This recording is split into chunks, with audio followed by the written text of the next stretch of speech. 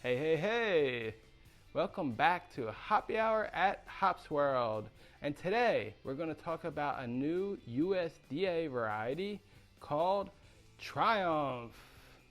Without getting into it further, before we go, I have a question. What person in the whole wide world was the very first person with legal permission from the director of the USDA himself to sell Triumph hops plants legally? Well, you're gonna have to wait till the end of the video to find out the story. So let's do it. Tip number 119 from Hops World: Triumph hops.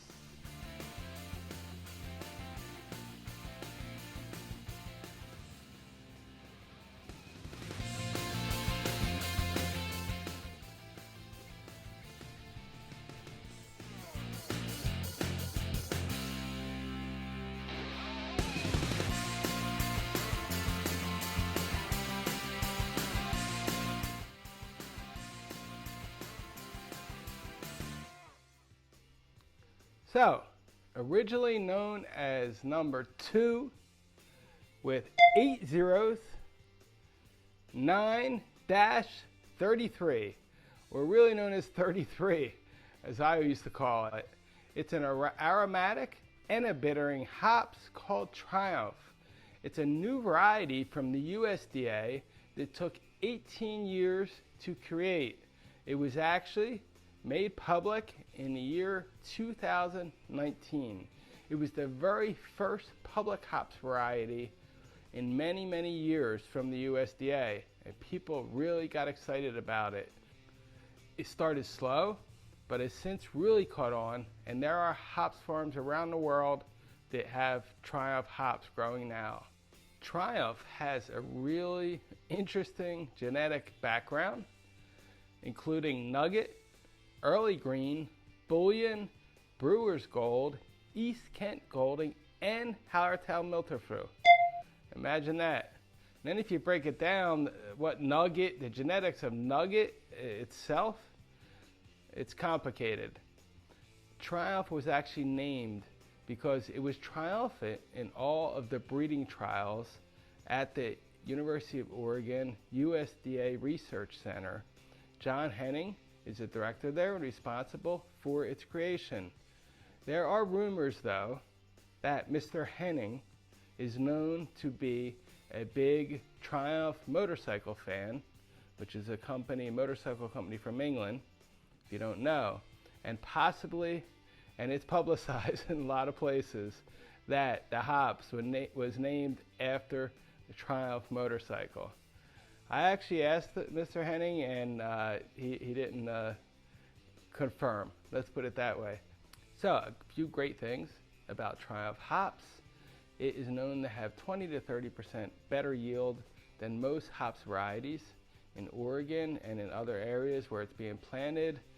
And it really has unique flavors, almost like no other that I've definitely ever heard. Depending on who you ask, it has bazooka bubblegum flavor, tutti frutti, even fruity pebbles.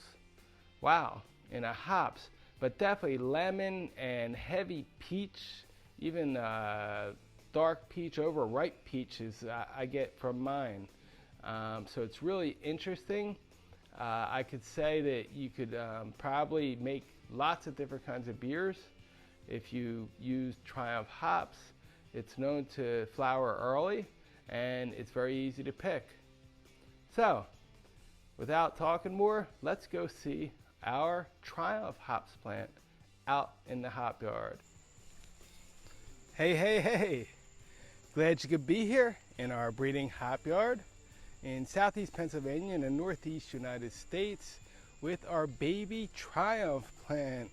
I'm actually really happy. This is the first time I've had Triumph flower from a plant that was in the ground.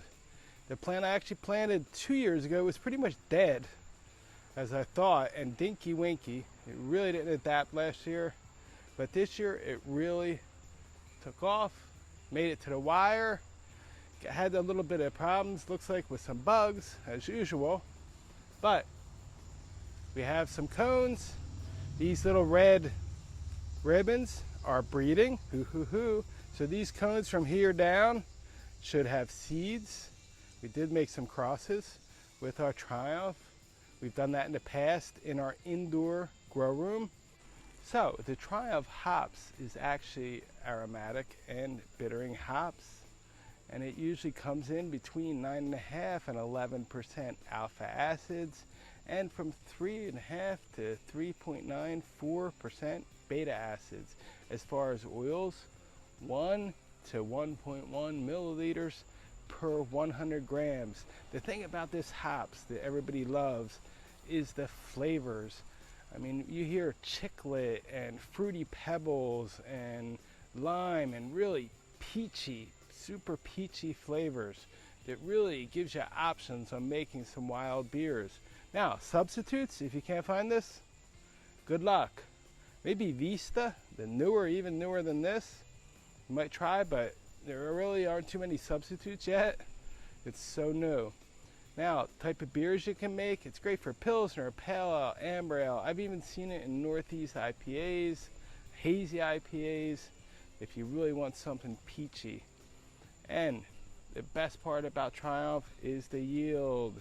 You're looking at 2,700 to 3,000 pounds per acre. So it really made it triumphant. Spacing from 12 to 14 feet and probably 36 to 42 inches between plants if you're going to plant Triumph. So we're going to check the plant out from the ground to the wire. Let's do it. So first year, down here at the base, you can see not too thick on the stems. They've really turned woody now. The plant's actually almost beyond the time to pick. It has some cones down low. There are some cones that actually came in a little bit later and are starting to flower now, which you really don't want. But up top, plenty of cones, enough to at least make one brew. So the hops cones of Triumph are not real huge. They're a little bit lighter than some. The plant really evolved late. It didn't take too well, like I said earlier. But it made it to the wire, and hopefully by next year, it's gonna kick some you know what. Woohoo! There is our Triumph. Okay, there you go. Our baby Triumph plant, let's say. But like I said, we've had Triumph for years, and here's the full story. When I first ordered plants from the USDA, the very first year I ordered, I think 14 or 16 varieties, and there was on the list of possible varieties, 4 varieties that were experimental. I only ordered one of them because that was the one that I had heard was most advanced and the most possibility to become public. Number at the time was all these numbers with 033 on the order sheet.